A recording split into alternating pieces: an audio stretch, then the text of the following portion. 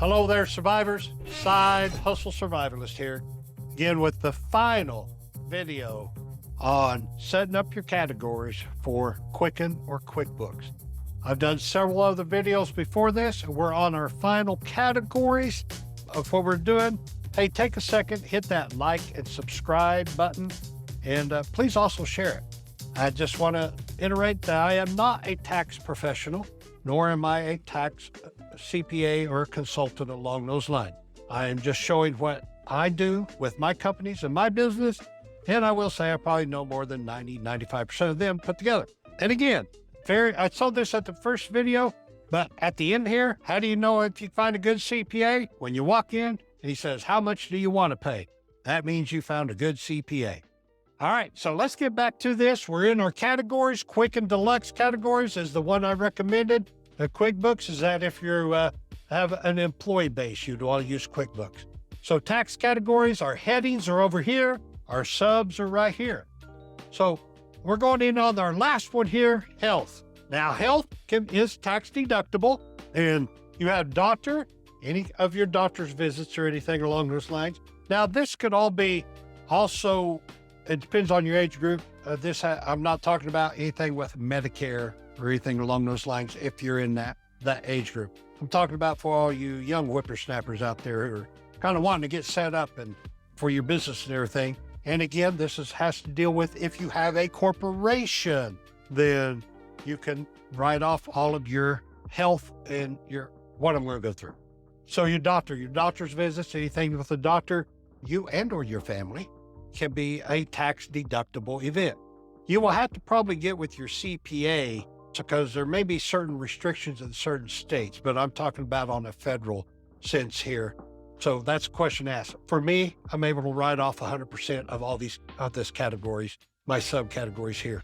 So the dentist, anything dealing with the dentist, get your teeth knocked out or something happens like that, then you can write that off, whatever you have to pay. If whatever insurance doesn't pay, let's put it that way, then you may or you can or may be able to write off the remaining balance as a tax deductible event. Vision, anything with your eyeballs. Pharmacy is pretty much 100% deductible. That's if any kind of medication you have to get. So you have to just break it down, keep it in the divisions.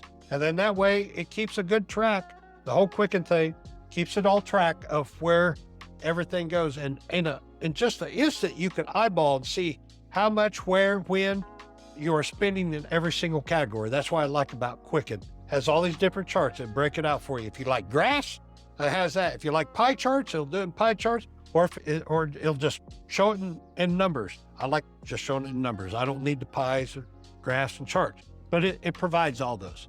All right, so health here, this is tax deductible. Investments, this is just another category. That would be of any payments I am making into my IRA, any kind of mutual funds and or stocks. And so it goes under this heading. I told you I would do another video on income headings down the road.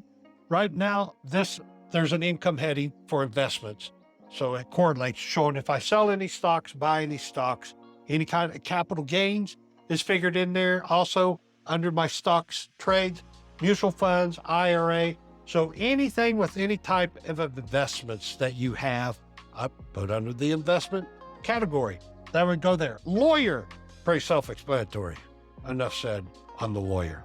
But miscellaneous. Miscellaneous is that catch-all. I kind of talked about the business general expense category at the very first video. It's kind of the catch-all for any kind of business questions or that you're just not quite sure of. It can go into business expense general. Miscellaneous is all the other categories, and it could include your business ones too, of like, is this, I don't know if this is tax exempt or not. And so that is where my category is that goes in for questions with CPA. In fact, that's the very first category we go to whenever I go in to meet my CPA to do up my taxes and everything. That's where I put it. That's the first category we go to go through. And I don't usually have a lot, probably less than 10, 5 to 10 in there that I don't have the answer for.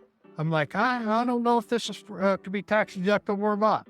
So again, this, and it all goes back to can I push it back to being related to my business to be able to do that? And sometimes we argue on those, just those 5 to 10 little expenses that I have in that category.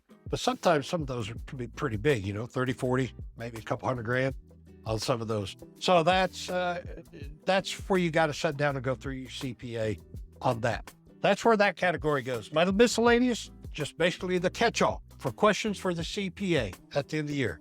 And then tax. I have a category for tax broken down by fed, state, and property. And that is if you have to pay federal tax, you have to pay state tax, and you have to pay property tax. It all goes down there. Or if you have a county tax or whatever taxes you have in your area, those are the 3 for me here that I have to pay. And that shows what you've paid. And it gives you a good idea for over the next couple of years to see where you're at in that category. And if you kind of keep them all about the same, hopefully they're not going up, which I'm afraid they are going to go up with our current administration. Everything's going to go up. So you have to kind of prepare for that and think of ways to do that. And then my very last one here, I'm not going to get into this, but if you're long-term care, so if you're somebody in my age category, 26, 25, anyway, my age category, 50 plus, you might have ailing parents. And so anything, I didn't break down all the things I had because I have a whole list of subcategories for long-term care. And that's taking care of ailing parents, aging parents, nursing home, problems with dementia, all the doctors and blah, blah, blah, all that type of stuff. It's all listed under that category. The thing is, why do I have that on there is that if you or your siblings, or just you personally, are having to take care of parents, that all the health process of taking care of them, plus a certain percent is very well tax deductible for you and or your siblings, however you do that. Or my sister and I, it's broke down 50-50 of what we contribute tax-wise. Now, sometimes that works out, sometimes it doesn't, but for tax purposes, we're 50-50 of everything that we provide for taking care of our parents, aged parents.